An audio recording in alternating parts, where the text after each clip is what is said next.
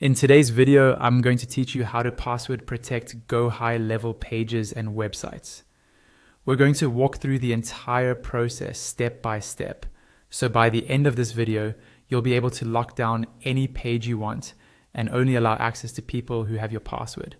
First, log into your GoHighLevel account and head over to your Launchpad. This is the main starting area where you can access all the different parts of your account. Once you're on the Launchpad, look for the option labeled Sites and click on it. This is where all your funnels, websites, and pages live.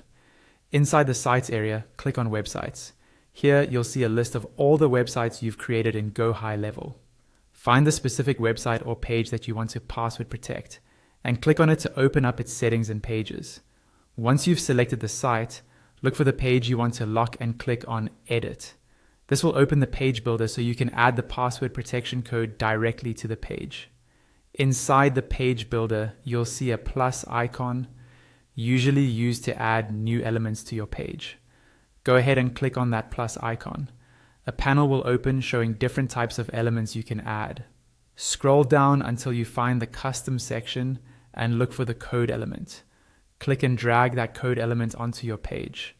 It doesn't really matter where you drop it visually, because this element won't show to your visitors. It's just there to run your code. With the code element selected, choose the option that says Custom HTML JavaScript. Then click on Open Code Editor. This will bring up a window where you can edit the HTML content for that element. Click inside the HTML field so your cursor is active and ready for you to paste in your code. Now, go to the link in the description of this video to grab the password protection code. Copy that code from the document provided.